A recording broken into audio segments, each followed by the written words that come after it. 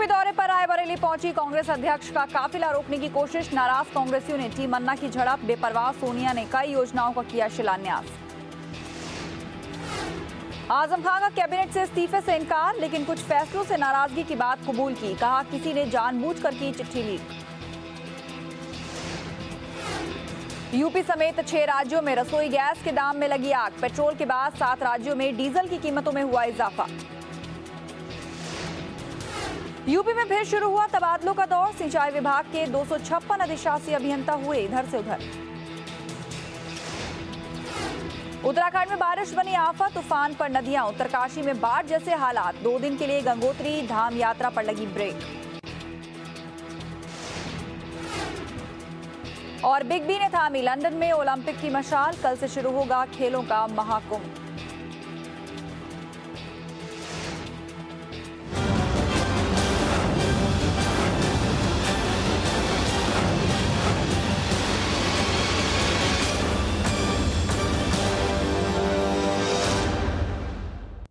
नमस्कार, आप देख रहे हैं हक की आवाज। मैं हूं आस्था कौशिक। उत्तराखंड की राजधानी देहरादून की सड़कों का हाल बेदहाल है, जिसके चलते आम लोगों का पैदल चल पाना तक दूभर हो रहा है। और इसकी वजह है मानसून आने से पहले की गई सीवर के लिए खुदाई, जो कि बरसात शुरू होने से पहले शुरू तो कर दी गई, लेकिन मानसून आने के बाद काम को यूं ही छोड़ दिया गया। सड़कों की सही मरम्मत न होने से लोगों की परेशानियां बढ़ गई हैं। हक की आवाज में हम इसी पर चर्चा करेंगे। आप हमें कॉल भी कर सकते हैं, हमारी फोन लाइन्स खुल गई हैं।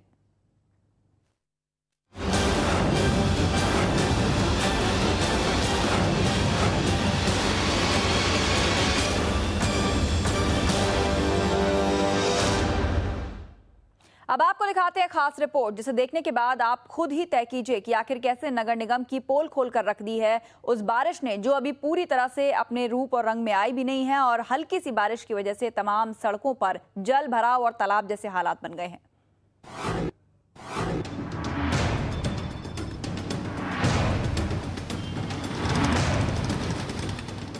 देहरादून में हर तरफ सड़कों की बदहाल स्थिति है।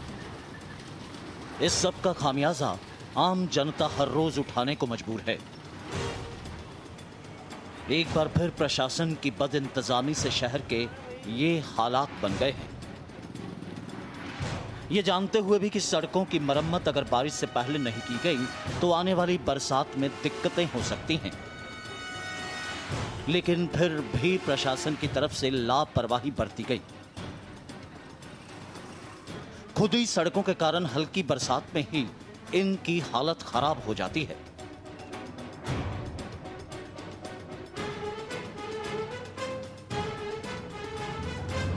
बरसात में काफ़ी समस्या हो रही है स्कूल छोड़ने के लिए, बच्चों के लिए ऑफिस जाने के लिए। और बिल्कुल जो प्रशासन है बहुत ही लापरवाह बना हुआ है इसमें हमें इतनी दिक्कतें हो रही। जिस दिन से शिवर लेन खुदी, चलो शिवर लेन खुदगी वो तो ठीक है, तब से इतनी दिक्कतें हो रही, इतने खड्डे भर जा रहे हैं। जब जब यहाँ बारिश होती है हमें सारा कीचड़ हमारे घरों के अंदर है।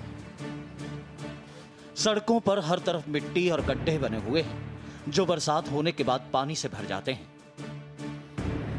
यहां से आने जाने वाले लोगों को सही ढंग से रास्ता भी नजर नहीं आता, जिससे कोई भी दुर्घटना होने का खतरा हर पल बना रहता है। पिछले दिनों शहर के कई हिस्सों में खुदी सड़कों के कारण कई दुर्घटनाएं भी हो चुकी हैं। लोगों के मुताबिक जब से सीवर का काम शुरू हुआ तब से पानी की समस्या बढ़ गई है। सीवर की खुदाई के दौरान कई पाइपलाइनें टूट चुकी हैं, जिन्हें जल निगम की ओर से ठीक नहीं कराया गया।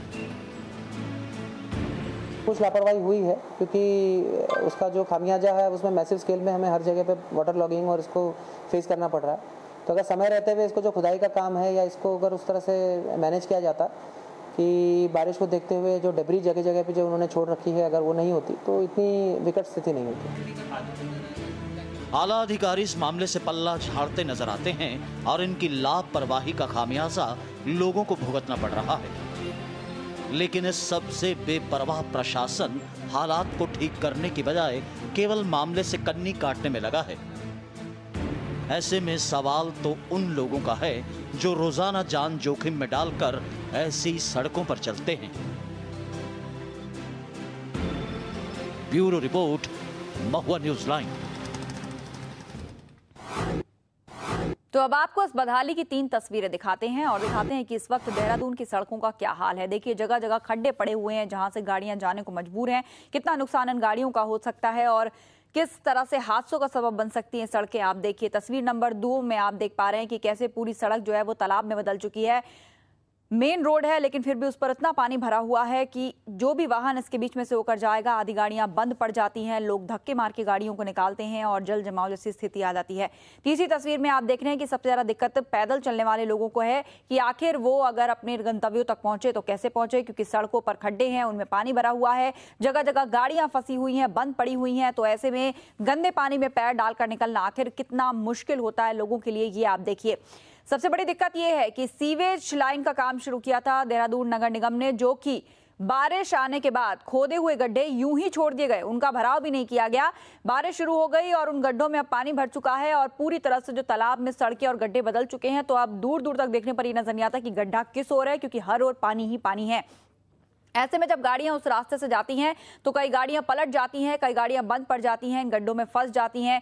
कई सड़क दुर्घटनाएं पहले यहां पर हो चुकी हैं, लेकिन फिर भी प्रशासन अपनी इस लापरवाही को मानने के लिए तैयार नहीं है। आपके शहर के भी ऐसे ही हालात हैं या आप मौजूदा तस्वीर को देख के कुछ कहना चाहते हैं तो आप हमें कॉल कर सकते हैं। फोन लाइंस खुली हुई हैं, फोन नंबर लगातार आपके टीवी स्क्रीन पर फ्लैश हो रहा है। देहरादून का ये हाल हम आपको बता रहे हैं, जहां पर मानसून आने से पहले प्रशासन हर बार तैयारियों का दावा करता है। तमाम नाले खोले जाते हैं, सीवेज की मरम्मत की जाती है, प्रॉपर बारिश के पानी को ड्रेनेज किया जा सके उसके लिए रास्ते बनाए जाते हैं। लेकिन देखिए ज़रा, इन रास्तों को बनाने की कवायद इतनी देर से शुरू हुई कि मानसून आ पहुंचा और उसके बाद उन खुदे हुए गड्ढों और सीवरों को ऐसे ही छोड़ दिया गया, जिसके चलते शहर की सड़क पर ये हालात बन गए हैं।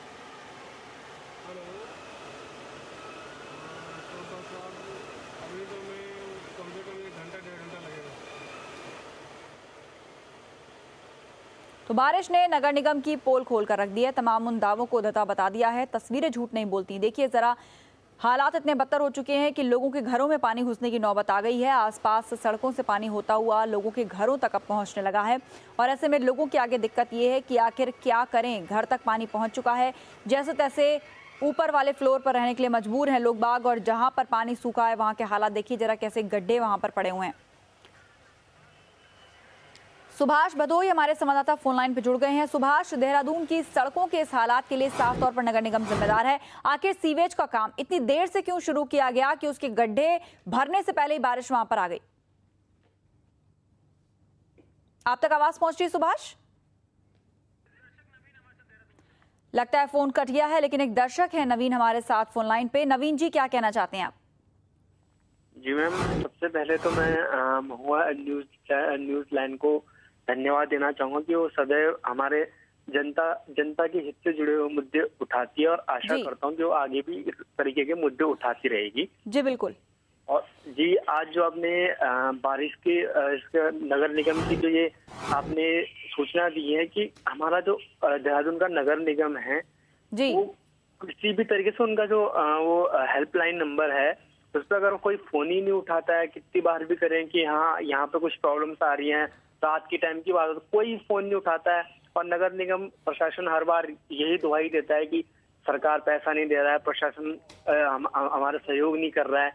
इसलिए हम चाहते हैं कि नगर निगम जो है वो दुरुस्त हो और एक तरीके से वो अपना कार्य करें, समुचित होकर अपना कार्य करें, ताकि लोगों को किसी भी प्रकार की कोई परेशानी न हो। और आपदा प्रबंधन की पोल भी पूरी खुलती नजर आ रही है यहाँ पे। अगर आप जो चीजें दिखा रहे हैं, आपदा प्रबंधन भी, इसका तंत्र भी एकदम फेल हो चुका है।